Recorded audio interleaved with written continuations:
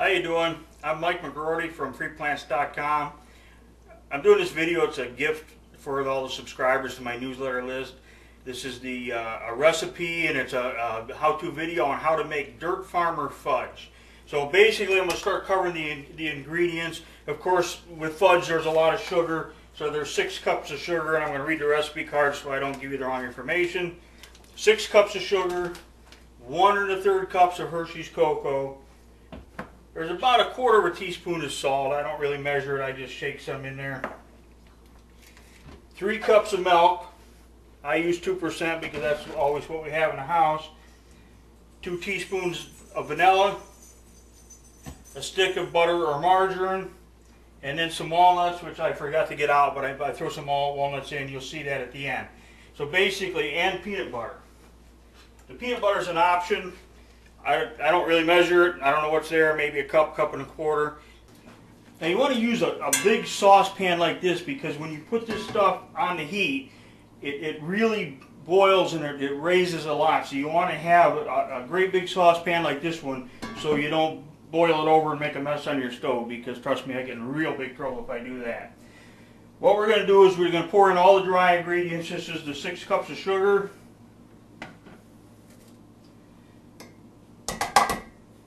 It's 1 1/3 cup Hershey's cocoa. And then I'll just shake in some salt. That must be about 1/4 teaspoon. Now I'm going to mix these dry ingredients together really well. This really won't mix in well until you start heating it. So I'm going to put this on the stove on medium heat to medium high. You got to kind of watch it, but it's really important to make sure that you stir it constantly until it comes to a bubbly boil. Then once it comes to a bubbly boil, you can just quit stirring it and let it cook down a little bit, and then I'll show you. What we're going to do is we're going to test this in a cup of water.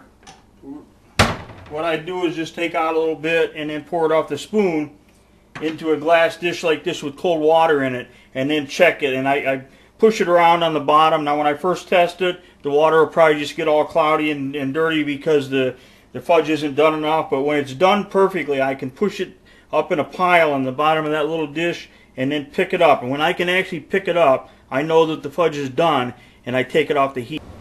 And then I'm going to, this is, I don't know, 9 by 13, whatever, glass dish. I'm going to grease this with a little bit of butter or margarine. I'm going to pour the fudge in here. After we take it off the heat, I'm actually going to let it cool, and then I'm going to add the other ingredients to it, let it cool a little bit, and then I'll pour it. Most people who make fudge cook it right to the point of having to pour it immediately. I don't like to do that, so I'm going to take it off the heat, let it cool a little bit, throw in the butter, the vanilla, the peanut butter, the nuts, and then I'll stir it at the last minute and then put it in this greased glass dish. Okay, now I'm pretty sure this isn't quite ready yet, but I'm going to show you how I start testing it. I'm just going to pour some of the fudge in this cold water, and you can see the water's already got kind of muddy looking, and when I try and move the fudge around at the bottom, it just dissolves and mixes with the water. So it's not even close to being ready yet. Well, you got to be careful that you don't drip any of this on your fingers, because it is hot, extremely hot and sticky, and you're going to burn yourself. Again, when I try and push it around in the bottom of the dish, it just kind of dissolves. So we still got a little ways to go. Once this fudge starts to cool off of this spoon, you're allowed to lick it off, but only if you're wearing bib overalls. You got to wear bib overalls when you make this fudge. If not, it's not going to turn out. All right, that's the deal.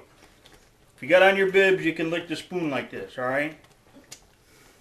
Deal? We got a deal. Okay, we're getting closer, but I still think we got just a little ways to go, but we're going to try, because you don't want to wait too long and overcook it. You can see the difference though.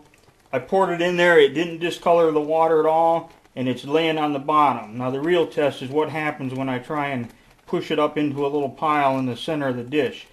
It's really close, but I know I can't pick it up. And my rule of thumb is I got to be able to push it in a pile and pick it up. If I can do that, it's done. Okay, this should be the one. That's what I said last time, didn't I?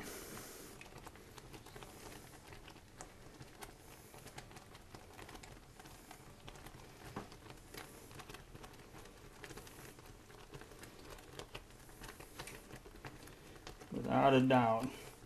See, now you can see that I can almost pick it all up, and that's exactly the way I want it. It all comes off the bottom in one glump, but it still stretches a little bit. It's not overdone, so I'm going to take it off of the heat right now. I'm going to let it cool. Actually, now we can breathe a little bit, because you want this to cool down to where you can almost put your hands on that pan. We're a long ways from that. Now I got all kinds of stuff to do. I got to finish licking all that chocolate off of that spoon and that plate. I'm going to add the peanut butter.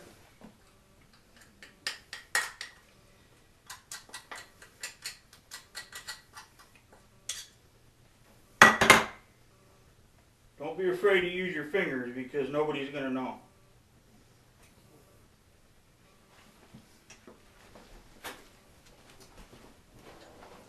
I'll be right back. I forgot to get out a teaspoon.